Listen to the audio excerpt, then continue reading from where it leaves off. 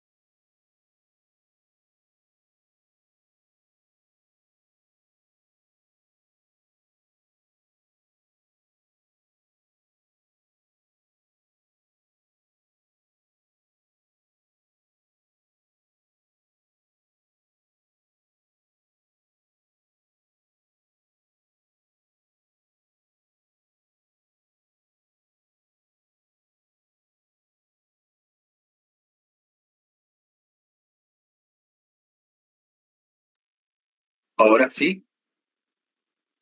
Hola, ¿sí tenemos audio? Bien, repetimos entonces, ¿sí? Se desea el ejercicio 6, ¿sí? ¿Qué nos dice el ejercicio 6? Se desea estudiar el intercambio térmico entre un termómetro clínico y el cuerpo humano. ¿Está bien? Durante una medición de temperatura, el termómetro de masa 30 gramos está fabricado con una aleación metálica cuyo calor específico es de 0.2 calorías por gramo de grado centígrado y se encuentra inicialmente a 25 grados centígrados. Se coloca bajo la axila de un paciente cuya temperatura corporal superficial se considera constante a 38 grados centígrados, representando al tejido humano mediante una masa equivalente de 200 gramos de agua. Cuyo calor específico es de 4.18 calorías por grado centígrado. Se asume que el sistema está perfectamente aislado del entorno y que al cabo de algunos segundos se alcanza el equilibrio térmico, momento en el que el termómetro deja de cambiar su lectura. Entonces, nos pide determinar la temperatura final de equilibrio entre el termómetro y el tejido corporal. ¿Está bien? Y nos pide expresar esta temperatura de equilibrio en grados Fahrenheit. ¿Está bien? Entonces, ¿qué tenemos acá? Tenemos como datos la masa del termómetro, ¿sí? El calor específico del termómetro, que es el 0.2, la temperatura inicial del termómetro. ¿Está bien? También nos da la masa del cuerpo de agua, ¿sí? Es de 200 gramos. Tenemos el calor específico del cuerpo de agua de 4.8 calorías. Y la temperatura del cuerpo inicial que está a 38 grados centígrados. Bien, vamos a calcular la temperatura final de equilibrio, ¿sí? Como es equilibrio, el calor cedido va a ser igual al calor absorbido. ¿Está bien? El cuerpo va a ceder un determinado calor, ¿verdad?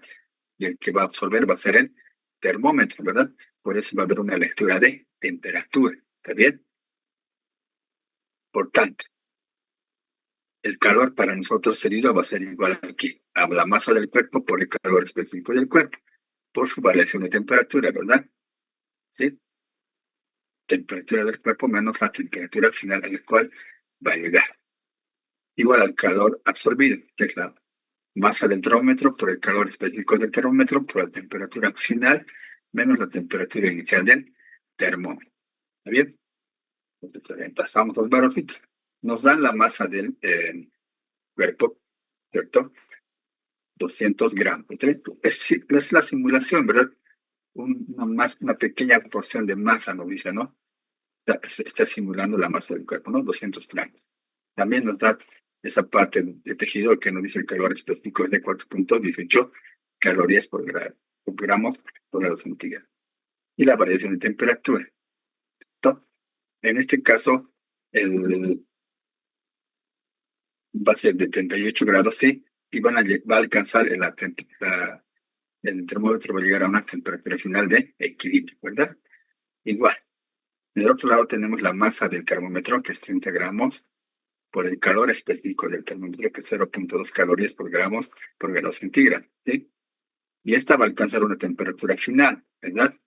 Estaba a una temperatura de 25 grados centígrados y va a llegar a una temperatura final, ¿sí? Por esa variación de temperatura, ¿sí? Bien. Entonces, como verán, en ambos lados de la ecuación hay solo una variable, ¿verdad? Que es la temperatura final de equilibrio, ¿sí? En ambos lados. Entonces, realizando operaciones en ambos lados de la ecuación, vamos a tener 836, ¿no es cierto? La multiplicación de 200 por 4.18 por 38, si le pasamos la temperatura inicial menos la temperatura final. En este otro lado vamos a tener 30 por 0,2, 6 por temperatura final menos 25 grados centígrados. Multiplicamos 836 por 38, ¿sí? Vamos a tener 31.768, ¿sí? Menos 836 por la temperatura final. ¿Sí? Estamos multiplicando este por este y este por este valor, ¿sí? En el otro lado lo mismo, ¿sí? 6 por la temperatura final menos 6 por 25, que es 150. ¿Está bien? De esta ecuación pequeña que nos está repintada en blanco, despejamos la temperatura final. ¿Está bien? Vamos a sumar algebraicamente, ¿sí? Los que tienen valor simplemente numérico pasamos al otro miembro, los que llevan consigo la temperatura final, traemos al lado izquierdo, ¿sí? Va a sumar 842. ¿Está bien? De aquí despejamos la temperatura final, ¿sí? Esto 842 pasa a dividir a 31.918. Como resultado, esa temperatura final de equilibrio va a ser ¿qué? 37.91 grados centígrados, ¿sí? 37.91 grados centígrados. ¿Está bien? Sí, eso. El ejercicio, visto que el enunciado es largo, al final, ¿qué hemos hecho? Es el acto de medir la temperatura corporal, ¿verdad? ¿Sí? El acto de medir la temperatura corporal. Bien, esta temperatura nos dice exprese en grados Fahrenheit, ¿sí? Para llevar a temperatura a grados Fahrenheit, tenemos esta ecuación, ¿sí? Llevamos a grados Fahrenheit, 9 quintos por grado centígrado más 32 grados Fahrenheit. Reemplazamos en donde está grados centígrados, este valorcito es 37.91. Entonces tendremos 9 quintos por 37.91 más 32. ¿Sí? Y nuestra temperatura final que nos piden grados Fahrenheit será 100.4 grados Fahrenheit. ¿Está bien? Bien, ¿alguna consulta? Bien, continuemos entonces. ¿Sí? Vayamos a ver el ejercicio 7. ¿Está bien? Sí, ejercicio 7. En un servicio hospitalario de emergencia se utiliza hielo médico para disminuir la temperatura corporal de un paciente con hipertermia, ¿sí? Severa. Durante el control térmico, parte del hielo se transforma en vapor, ¿sí? En vapor de agua, debido a la exposición ambiental y calor corporal. Si se tiene, dice, 20 libras de hielo a 12 grados Fahrenheit, ¿qué cantidad total de calor se requiere para transformarlo completamente en vapor? ¿Sí? Entonces, tenemos como entrada de datos 20 libras de hielo, ¿sí? Que están a 12 grados Fahrenheit, ¿está bien? Y nos pide llevarlo a 212 grados Fahrenheit en estado vapor, ¿cierto? Sí. Entonces, prácticamente nos está pidiendo el ejercicio que hagamos, sí, todo el procedimiento del diagrama, ¿verdad? Del cubo de hielo que les expliqué, ¿verdad? Hay que realizar ese ejercicio, ¿está bien? Entonces, el calor necesario para elevar el hielo, ¿sí? Desde su punto de fusión, desde que está en el estado sólido en cubo de hielo, ¿sí? Como va a haber una variación de temperatura, vamos a incrementar la temperatura, vamos a usar el criterio de calor específico, ¿sí? ¿Qué habíamos dicho? Que es una formulita, ¿verdad? Calor es igual a la masa del hielo por el calor específico del hielo por la variación de temperatura. Entonces, como tenemos la masa del hielo, ¿sí? Reemplazamos 20 libras. También el calor específico del hielo, les comenté, va a ser un dato siempre que nos van a dar, ¿sí? Un dato que lo vamos a tener siempre a mano. En este caso es 0.5 BTUs libra por grado Fahrenheit. ¿Está bien? Y por la variación de temperatura. ¿Está bien? Sí. De 32 grados Fahrenheit, ¿sí? La temperatura final a la que va a alcanzar, y menos la temperatura inicial. Entonces, el calor necesario para elevar, ¿no es cierto? Sí, desde el punto de fusión de congelación del hielo, ¿sí? A 32 grados Fahrenheit va a ser igual a 200 BTU. ¿Está bien? 200 BTU. Entonces, hasta aquí, ¿qué se ha hecho? Hemos logrado, ¿sí? Llevar al punto de fusión del hielo, ¿sí? ¿Dónde va a aparecer la primera gotita de agua, ¿no es cierto? Sí, donde va a aparecer la primera gotita de agua. Entonces, de aquí, para fundir totalmente el hielo, ¿sí? Va a haber un calor latente, ¿verdad? Y cuando hay un calor latente, hemos indicado que simplemente se usa el calor es igual a la masa del hielo por el coeficiente de calor latente propiamente indicado. ¿Está bien? ¿Sí? No hay variación de temperatura, simplemente este calor nos sirve para fundir todo el hielo. Entonces, si usamos esta ecuación, vamos a tener que 20 libras de hielo por el calor latente, que va a ser 144 BTUs por libra. ¿Está bien? En este caso, igual, este valor del calor latente es propio del agua. Igual, nos van a proporcionar los datos para fines de cálculo. Reemplazamos ese valor y el secador 2 va a ser igual a 2.880 BTUs. ¿Sí? Entonces aquí ya habríamos convertido todo el hielo en agua, ¿sí? Ya sea derretido. De aquí vamos a llevar nuevamente, ¿sí? Este líquido lo vamos a llevar hasta el punto de vaporización, ¿sí? Hasta 202, ¿sí? Hasta el punto de vaporización. Como va a haber una variación de temperatura, nuevamente vamos a usar el criterio de calor específico. ¿Está bien? Entonces esto le vamos a llamar Q sub 3, ¿sí? Q sub 3.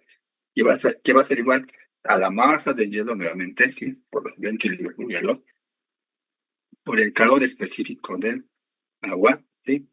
Y también es un dato, ¿sí? En estado líquido, en este caso, sí, pues, vale un BTU sobre libra grados Fahrenheit, ¿sí? Por la variación de temperatura, ¿sí? Ya habíamos llegado a menos 32, ¿no es cierto? A 32, perdón, a 32 grados. Ahora lo vamos a calentar a 212 grados Fahrenheit, ¿sí? Que es el punto de evaporización del agua en grados Fahrenheit, ¿sí? A ese punto, el calor Q sub 3 va a ser igual a 3.600 BTU, ¿sí? Ahora, como ya tenemos el estado líquido, vamos a evaporar todo esa agua, ¿sí? En la parte anterior, acá, ya hemos convertido totalmente el líquido, ¿verdad? Totalmente líquido. Aquí aparece la primera molécula de vapor, si ustedes quieren. ¿Está bien? ¿Sí? Ahora tenemos que convertirlo todo en vapor. Nuevamente, para convertir toda esa agua en vapor no hay variación de temperatura. Por tanto, usamos el criterio de calor latente, ¿sí? Masa de agua por el calor latente de vaporización. Nuevamente usamos la misma cantidad de agua que nos da 20 libras por el calor latente de vaporización, igual que es propio del agua que vamos a tener como da, ¿verdad? Sí, estos 970 BTUs por libra no son datos que nos van a proporcionar, ¿sí? Bien, y este valor va a ser a 19.400 BTU, ¿sí? El calor sub 4. Entonces, el calor total necesario para llevar el estado sólido al estado vapor, y el calor total va a ser la sumatoria de todos esos calores que hemos calculado, ¿está bien? Va a ser Q sub 1 más Q sub 2 más Q sub 3 más Q sub 4, ¿está bien? Entonces vamos a tener que va a ser 200, ¿sí? De Q sub 1 más 2.880 de Q sub 2 más 3.600 de Q sub 3 y más el último valor que hemos calculado de Q sub 4, que es de 19.400 BTU, ¿está bien? Finalmente ese calor va a ser de 26.080 BTU. ¿Sí? ¿Está bien? ¿Se entendió? Entonces, aquí ya hemos aplicado, sí, hemos aplicado ese gráfico, ¿verdad? De cómo el cubo de hielo sube a un estado de vapor y qué calor se necesita para cambiar el estado de vapor. Prácticamente hemos hecho todo ese cálculo, ¿verdad?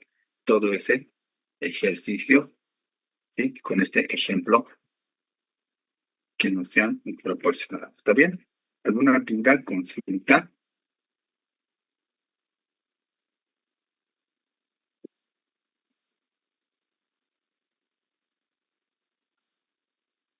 Bien. Ahora vamos a ver un poco de lo que es la primera ley de la termodinámica. También, ¿sí? ¿Qué es la primera ley de la termodinámica? La primera ley de la termodinámica nos dice que la variación de energía interna, si aquí la que está, la ecuación que está pintada de amarillo, ¿sí? La variación de energía interna es igual al calor absorbido por el sistema menos el trabajo realizado por el sistema, ¿sí? Eso es lo que nos menciona la primera ley de la termodinámica, ¿está bien? Y tiene algunas interpretaciones físicas, y cuando el calor eh, que genera el sistema, ¿sí? El calor es mayor que el trabajo, va indica que la energía interna aumenta, ¿está bien? Y si este calor es menor que el trabajo, indica que la energía interna va a disminuir, ¿está bien? Ahora tenemos sistemas termodinámicos. Tenemos tres sistemas termodinámicos, ¿sí? Pueden ser sistemas abiertos, sistemas cerrados y sistemas aislados. En el sistema abierto, ¿sí? En el sistema abierto hay un intercambio de materia y energía, ¿sí? Hay un intercambio de materia y energía. Un ejemplo, ¿sí? Una, eh, una olla con agua hirviendo, ¿sí? Es un ejemplo de un sistema abierto. ¿Por qué? Porque al hervir el agua, ¿sí? Al hervir el agua, el calor que está proporcionando, ¿cierto? Se está transfiriendo al medio ambiente, ¿cierto? Y el vapor que está saliendo, ¿sí? El agua que está saliendo en forma de vapor al medio ambiente, eso, esos dos factores que están transfiriendo materia, ¿no es cierto? El vapor de agua, sí, está transfiriendo materia en forma de vapor de agua, y también al mismo tiempo está desprendiendo calor, ¿verdad? Entonces, hay un intercambio de materia y energía al mismo tiempo, ¿está bien? En un sistema abierto. En un sistema cerrado nos dice que hay intercambio solo de energía, ¿está bien? Sí, solo de energía. Entonces, un ejemplo puede ser un horno, ¿verdad? Un horno, ¿sí? El horno está caliente, ¿no es cierto? Entonces, cuando está caliente, lo que hace es transferir, ¿sí? Desde un punto de mayor temperatura, ¿sí? A uno de menor temperatura, ¿sí? Entonces, simplemente el horno caliente transfiere, ¿qué? Energía, ¿sí? Nada más que energía, ¿sí? Nada más. Por tanto, no hacen ningún intercambio de materia, ¿sí? Es un ejemplo, ¿está bien? En un sistema aislado nos dice que no hay intercambio de energía ni materia, ¿está bien? Ninguno de los dos. Entonces, ¿cuál es el ejemplo más clásico que se tiene para un sistema aislado? Es un termo, ¿sí? Un termo. En un termo llenamos agua caliente, ¿verdad? Sí. Entonces, este termo, ¿cierto? Eh, Al exterior, ¿sí? No notamos ningún tipo de intercambio de energía, ¿verdad? No se calienta. Para nosotros está a una temperatura normal ambiente, pero sin embargo adentro se conserva caliente, ¿verdad? Por tanto, no hace transferencia de energía. ¿No? Como tampoco está totalmente cerrado, eh, el vapor de agua no sale, ¿verdad? Por tanto, tampoco hace intercambio de materia, ¿sí? Entonces es un ejemplo como es un sistema aislado. ¿Está bien? Otra variante, sí, variable que vamos a considerar en la primera ley de la termodinámica, que el trabajo, sí, el trabajo también lo vamos a poder establecer como la presión o la variación de volumen, ¿sí? Va a ser expansión, sí, para un trabajo positivo y comprensión para un trabajo negativo. ¿Bien? Bien. ¿Qué más? Para la primera ley de la termodinámica vamos a tener diferentes procesos, ¿está bien? Diferentes procesos. Uno de los procesos que tenemos es el proceso isotérmico. ¿Sí? ¿Qué es un proceso isotérmico? Es un proceso donde se trabaja a temperatura constante, ¿sí? Si es temperatura constante, por tanto, nuestra energía interna va a ser igual a cero. Nuestra energía interna es igual a cero, por tanto, nuestro calor es igual al trabajo. Es decir, nuestro calor es igual al trabajo. También podemos tener procesos isobáricos, ¿sí? ¿Qué significa proceso isobárico? Que trabajamos a presión constante. Cuando nuestra presión va a ser constante, nuestra variación de energía va a ser igual al calor menos la presión por la variación del volumen. Es decir, la presión por la variación del volumen. Y si tenemos un proceso isocórico, ¿sí? ¿Qué es un proceso isocórico? Que vamos a trabajar a un volumen constante. Que vamos a trabajar a un volumen constante. Y si nuestro volumen es constante, el trabajo va a ser igual a cero. ¿Sí? Y nuestro trabajo va a ser igual a cero en esta ecuación de la energía interna. ¿Cierto? Nuestra energía interna va a ser igual al trabajo, al calor. ¿Verdad? ¿Sí? Nuestra energía interna va a ser igual al calor. ¿Está bien? Y finalmente vamos a tener un proceso adiabático. ¿Sí? Un proceso adiabático se caracteriza, ¿sí? Cuando el calor es igual a cero. ¿Sí? este calor, si esta ecuación que está acá de amarillo como varía energía, en un proceso adiabático, el calor es igual a cero. Por tanto, nuestra energía interna va a ser igual al menos trabajo. ¿Sí? Nuestra energía interna va a ser igual a menos trabajo. ¿Está bien? Entonces, todas estas aplicaciones, ¿sí? Las consideraciones las vamos a utilizar en la primera ley de la termodinámica. ¿Sí? Bien, vayamos a ver ahora algunos ejercicios de aplicación. ¿Sí? Ejercicio 8.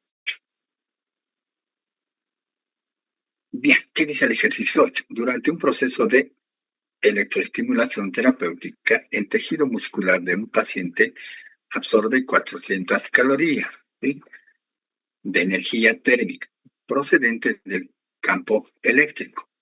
Simultáneamente, el músculo realiza un trabajo mecánico de 80 joules al contraerse y mover una parte del cuerpo.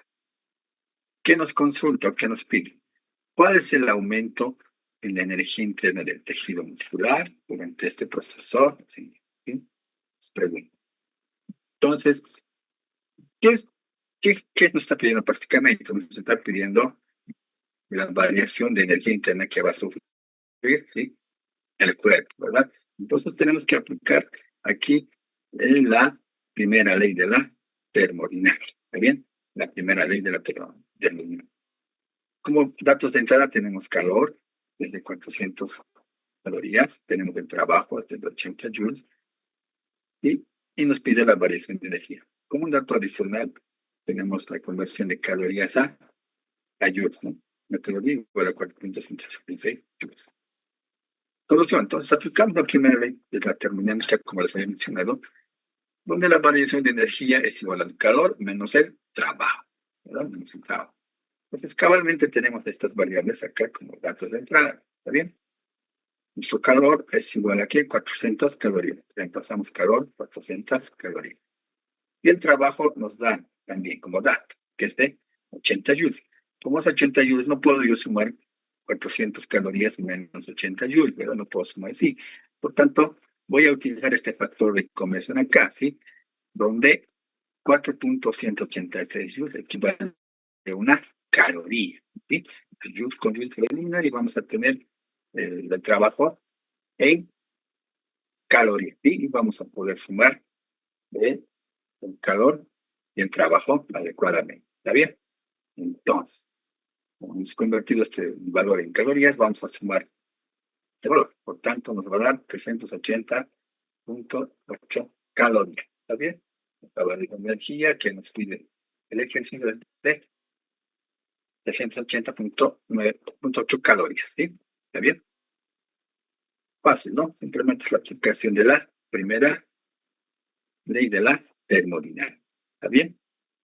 Si tienen alguna consulta, me indican, por favor. ¿Está bien?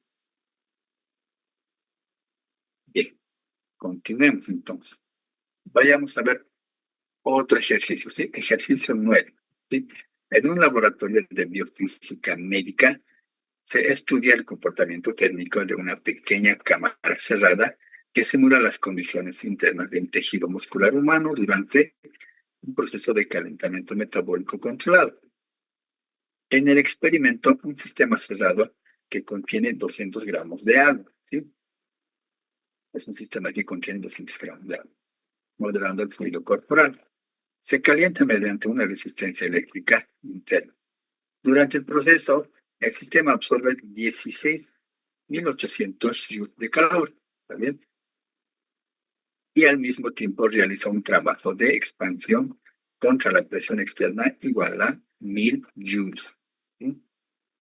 Se nos pide en un inciso determinar la variación de energía interna. ¿Sí? Nuevamente nos está pidiendo la variación de energía interna. El inciso B nos pide estimar el aumento de temperatura del sistema. ¿Bien? Simplemente nos pide la variación de temperatura del sistema. ¿Bien? Entonces, este es un poco el esquema del ejercicio. ¿Sí?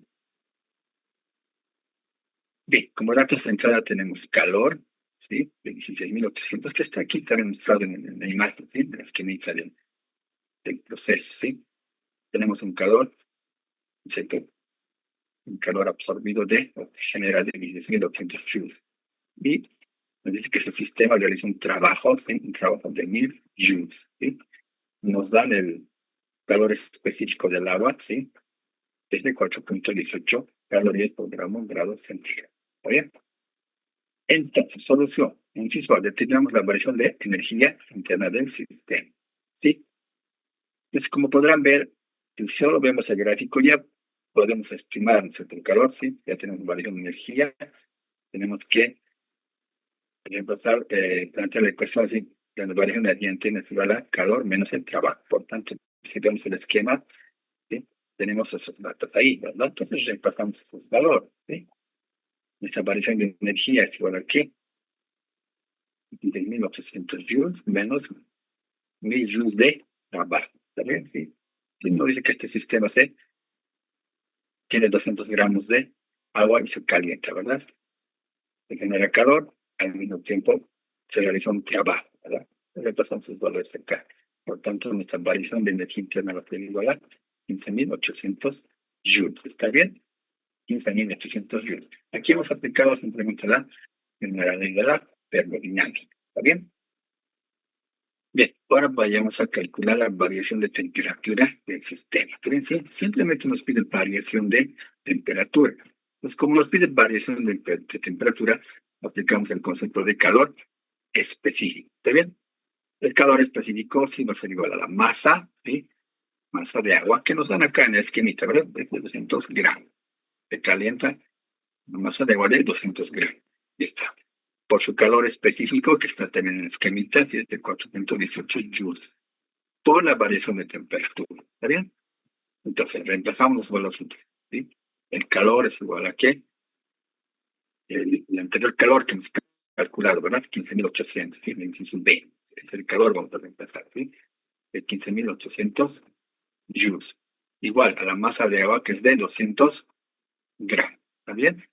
Por el calor específico del agua, que en acumulado es 4.18 joules por grado centímetro, ¿sí? Por la variación de temperatura. Simplemente nos piden incremento de temperatura, ¿verdad? Tanto le pasamos delta T y esa vamos a despejar, ¿sí? Si nos pidiera temperatura final, tendríamos que hacer temperatura final menos temperatura inicial, ¿verdad? Entonces tendríamos que reemplazar los valores, pero en este caso simplemente nos pide determinar el aumento de temperatura, ¿no? Por la variación de temperatura, nada más. Por tanto, despejamos esa variación de temperatura o aumento de temperatura, ¿sí? Que va a ser igual aquí. A estos 15.800 voy a dividir entre 200 por 4.18, ¿sí? Esto va a ser 836. Por tanto, el resultado va a ser 18.9 grados centígrados como incremento de temperatura de este sistema que nos plantea el ejercicio. ¿Está bien? Bien, ¿no hay alguna duda, consulta hasta acá?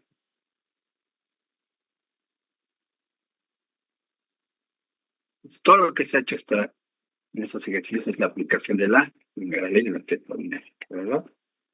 El enunciado es algo complicado, pero si nos quejamos el sistema, porque como la imagen es sensible, ¿verdad? Sí, es sensible. Bien, aquí hemos terminado el capítulo, ¿sí? Vamos a continuar con otro capítulo. ¿Está bien? Pasamos a otro capítulo. Entonces, si antes no hay alguna pregunta.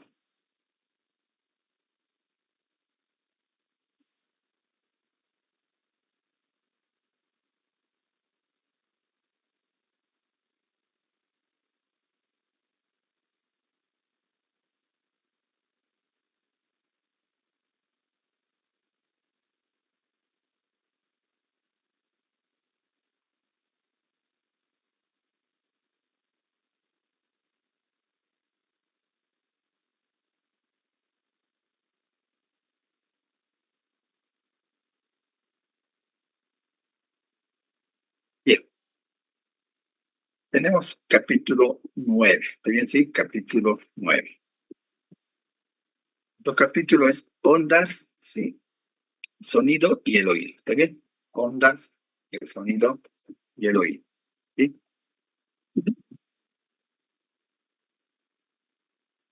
Como objetivos del capítulo tenemos definir definir qué es una onda, ¿sí? Demostrar por ejemplos y definiciones, ¿sí? Para comprender el movimiento ondulatorio transversal longitudinal. También vamos a definir y relacionar, ¿cierto? Aplicar el significado de frecuencia, longitud de onda, rapidez de movimiento ondulatorio, ¿sí? También vamos a escribir y aplicar una expresión para determinar las frecuencias características. En el caso de cuerdas, está bien. También vamos a aplicar este concepto en ondas, en el sonido, ¿bien? ¿Sí? Y vamos a también mencionar algunas aplicaciones de este capítulo en la medicina. ¿Está bien? Eso como objetivo del capítulo. Y para lograr estos objetivos tenemos planteado el siguiente contenido. ¿Bien? El siguiente contenido. Tenemos una primera parte, que es la parte introductoria. Vamos a ver lo que es ondas sonoras, la variación de presión en ondas sonoras, vamos a ver la velocidad y la rapidez en ondas sonoras, vamos a ver la intensidad de ondas sonoras, los sonidos en las frecuencias, vamos a ver el efecto Doppler y las aplicaciones en la medicina. ¿Sí? Bien. Bien. Entonces, vayamos a la parte de introducción, ¿sí? Desde que nos despertamos hasta que llega la noche, ¿sí? Todo el día estamos rodeados de ondas, pero no nos damos cuenta, pero sí estamos experimentando una cierta clase de ondas, ¿sí? Por ejemplo, tenemos las ondas acústicas, ¿sí? Las ondas, eh, las ondas de luz, por ejemplo, ¿sí? Las ondas de radio, las señales de televisión que también son ondas, ¿sí? También, ¿no? En algún caso, en sobre todo algunos países experimentan las ondas sísmicas, ¿verdad? Que provocan terremotos, por ejemplo, ¿sí? Entonces, constantemente estamos experimentando este tipo de ondas, ¿verdad? Las señales del Wi-Fi, por ejemplo, igual son ondas, ¿verdad? Están rondando por todo el medio que nos rodea. ¿Ven? ¿Sí? Son eh, los tipos de ondas que generalmente nos están rodeando. ¿Está bien? Ahora, ¿cómo se representa una onda? ¿Sí? ¿Cómo se representa una onda? ¿Sí? Una clásica y sencilla forma de representar una onda es fijar una cuerda, ¿sí? Fijar una cuerda a un extremo, ¿sí? En una pared, ¿está bien? Y desde el otro extremo, ¿sí? Y esa formación, ¿sí? Entonces, a esa formación que se agita, ¿sí? Se le conoce como onda, ¿sí? ¿Cierto? Tiene una formación, ¿cierto? Sí, a esa agitación se le llama ondas. Entonces de manera empírica nosotros ya lo conocemos, incluso lo mencionamos así, ¿verdad? Está ondeando, decimos, ¿verdad? Sí. Entonces, ese comportamiento se le denomina onda, ¿sí? Y a la formación, a las curvas que forman, ¿cierto? Sí, se lo conoce como pulso, ¿sí? Se lo conoce como pulso, ¿sí? En este caso tendrá una, dos, tres pulsaciones, ¿cierto? Sí, se le conoce como pulso. ¿Está bien? Sí. Esto como ejemplo de representación de una onda. Bien. Realmente, ¿qué es una onda? ¿Sí? ¿Qué es una onda? Técnicamente, sí, una onda está definido como lo siguiente, ¿sí? Las ondas, dice, surgen siempre que un sistema es perturbado de su posición de equilibrio y la perturbación puede viajar y propagarse de una región del sistema a otra, ¿no? Es lo que ocurre con la cuerda, ¿verdad? ¿Sí? Si la cuerda está fija, ¿no es cierto? Si nadie está molestando, va a estar totalmente de manera lineal, pero si agitamos, nosotros si aplicamos una perturbación, como nos dice la definición, va a generar ese tipo de ondas que muestra la figura, ¿verdad? Sí, va a mostrar, sí, ese tipo de comportamiento y eso se le conoce como onda. ¿Por qué? Porque ha sufrido un tipo de perturbación. Lo mismo que en el ejemplo de la figura 5, ¿sí? Donde el niño está arrojando una piedra al agua, ¿cierto? ¿Sí? El, el agua antes de, ¿no es cierto? Antes de que arroje la piedra está sujeta, ¿no? Si estabiliza la superficie. Pero si se sufre una perturbación, si al alojar una piedra, va a generar ondas circulares alrededor, ¿verdad? ¿Sí? ¿Está bien? Entonces, una onda surge por la perturbación de su posición, ¿sí? De equilibrio, ¿está bien? Y esta puede propagarse de un punto a otro, ¿sí? Esto es lo que hace una onda, ¿está bien?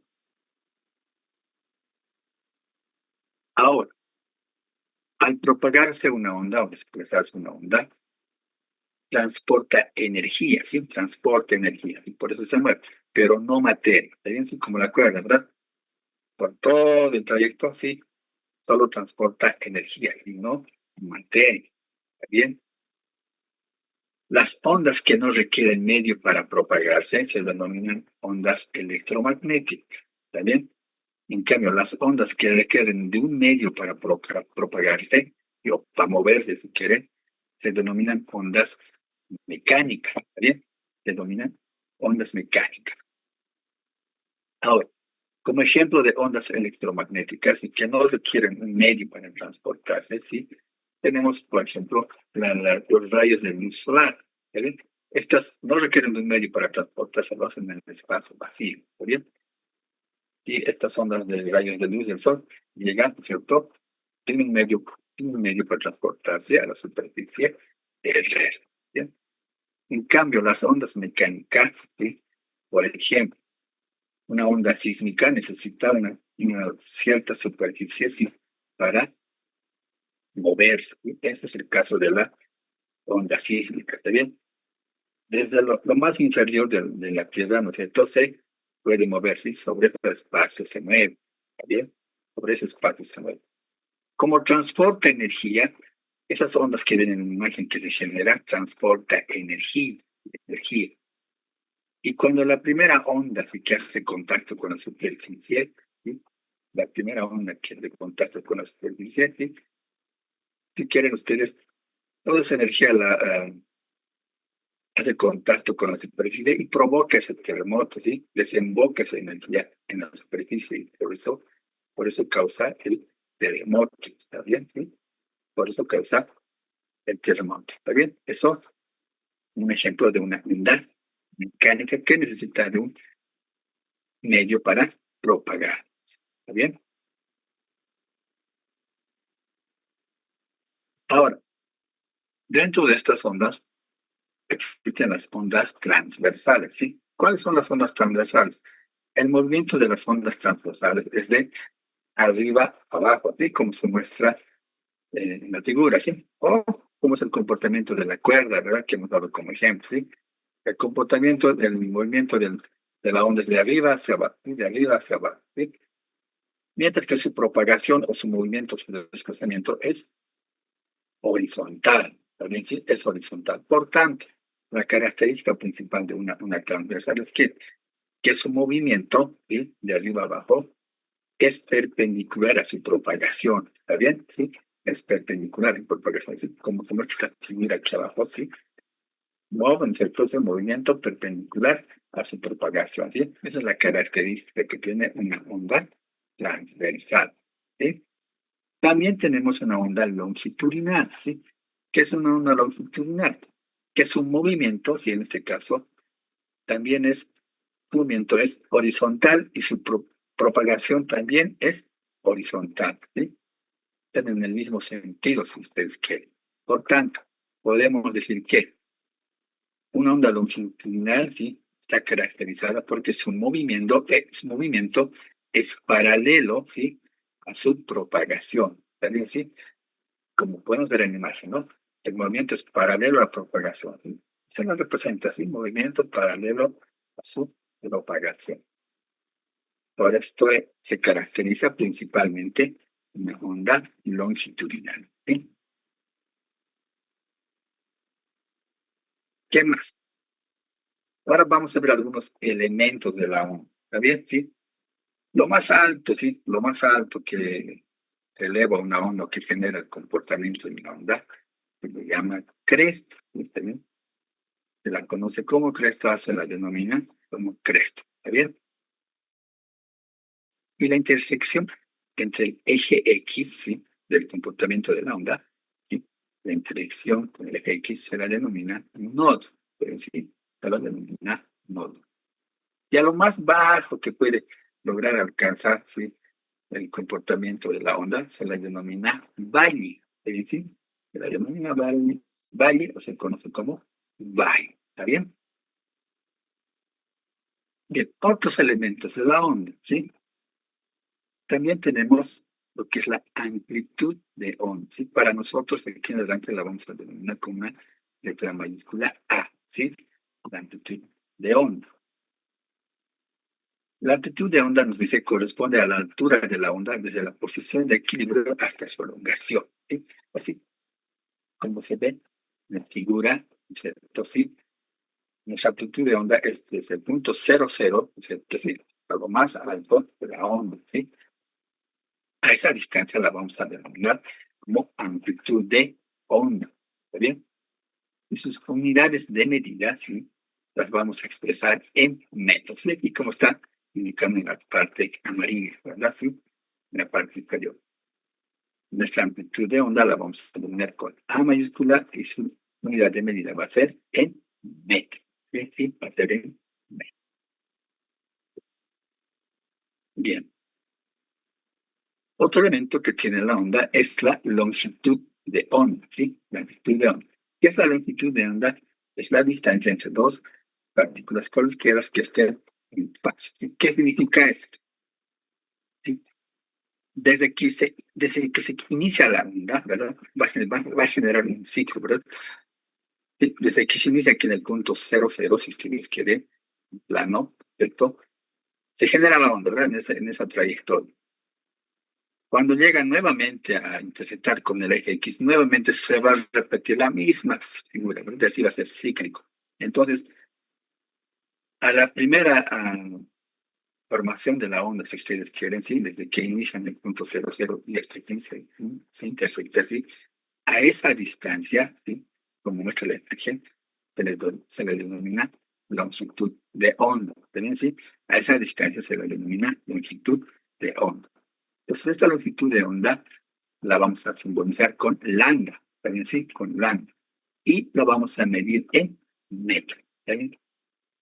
Sí, generalmente la vamos a medir en metros o en centímetros en alguna ocasión también, ¿está bien?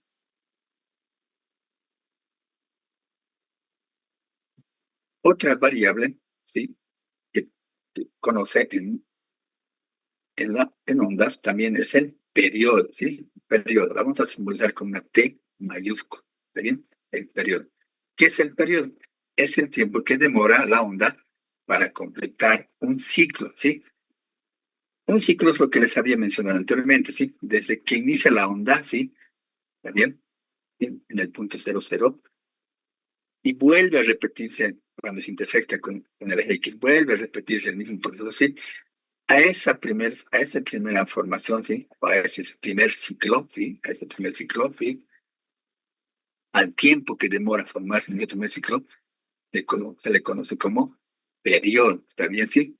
Y vamos a calcular justamente por la variación del periodo de un ciclo, ¿sí? Entonces, el periodo sí, la vamos a simbolizar con la letra mayúscula T y la vamos a medir, ¿sí? Su unidad de medida va a ser en segundo, ¿está bien? Su unidad de medida va a ser en segundo. ¿Qué más? También tenemos la frecuencia, ¿sí? También tenemos la frecuencia. ¿Qué es la frecuencia? Es el número de ondas que pasan por un punto determinado en la unidad de tiempo, ¿sí? En la unidad de tiempo. O generalmente se la conoce como el inverso del periodo, ¿está bien? Entonces, la frecuencia la vamos a eh, denominar con la F minúscula, ¿está bien? Como ven al lado derecho, ¿sí? La frecuencia va a ser igual a 1 entre el periodo, ¿sí? 1 entre el periodo, ¿sí? O el inverso del periodo, que generalmente se lo conoce, ¿sí? Como el inverso del periodo, que es igual al número de ondas dividido entre el tiempo, ¿sí? Entonces, a esa combinación entre 1 entre segundos, ¿sí? 1 entre segundos, a esa combinación se le denomina hertz, ¿está bien? Sí, hertz. Entonces, nuestra frecuencia la vamos a medir en unidades de Hertz, ¿está bien? En Hertz. ¿Qué más? También sí, está otro elemento de la onda, sí, que es la rapidez de propagación o la velocidad de propagación de la onda, ¿sí? Y como se ve en la imagen, ¿está bien? Esta velocidad, ¿sí?, de propagación de la onda, ¿sí?, como se ve en la imagen, está relacionado, se lo puede establecer como la longitud de onda, ¿sí?, respecto al periodo, ¿está bien? Se la puede establecer como la longitud de onda sobre el periodo. Y su unidad de medida va a ser ¿qué? En metros por segundo, ¿está bien? En metros por segundo. ¿Cómo es velocidad? Es igual. eh, el cálculo de las velocidades que conocemos, ¿sí? Pero la longitud de onda está en metros, ¿verdad? El periodo se mide en segundos, por tanto, esa es nuestra velocidad o rapidez de propagación de la onda, también se mide en metros por segundo, ¿está bien? En la parte inferior del gráfico, ¿sí?, tenemos dos formas de calcular esta velocidad, ¿sí? Uno que las mencioné, ¿verdad? Me imagino que es la longitud de onda sobre el periodo. Como el periodo 1 entre t es igual a la frecuencia, también se puede calcular a través de la longitud de onda por frecuencia. ¿Está bien? Entonces son dos formas de calcular esta rapidez o velocidad de propagación de la onda. ¿Está bien?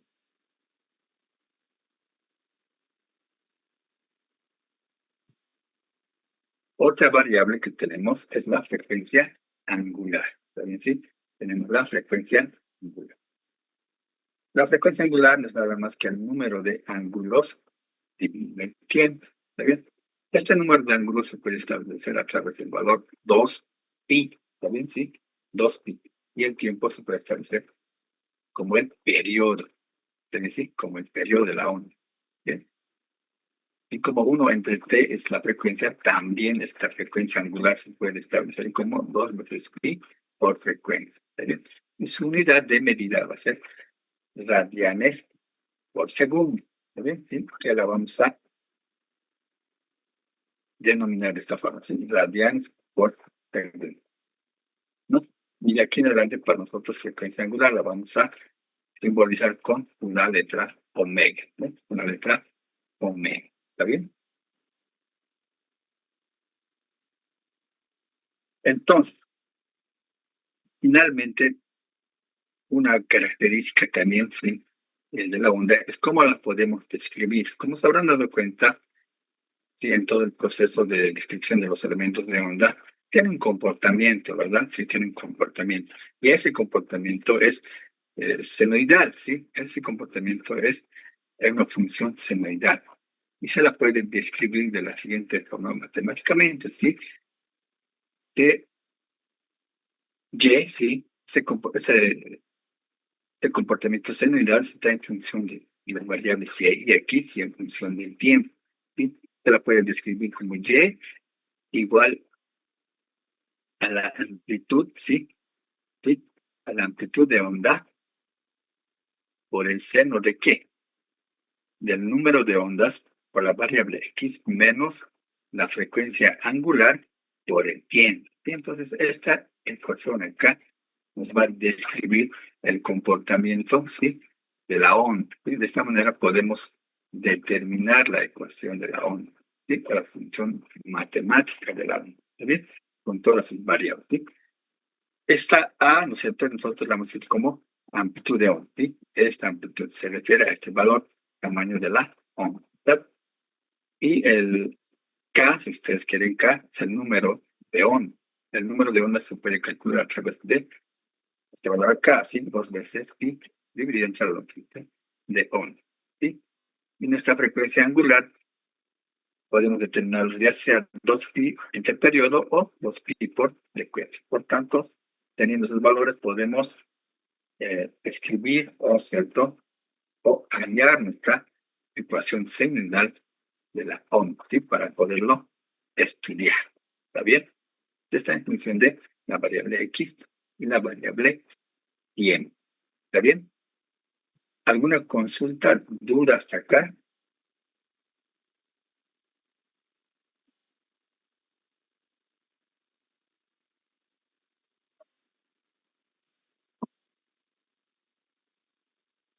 Bien, si no hay dudas, vamos a quedar acá. Listo, y la siguiente clase vamos a realizar un par de ejemplos y vamos a continuar con el contenido del capítulo. ¿Está bien?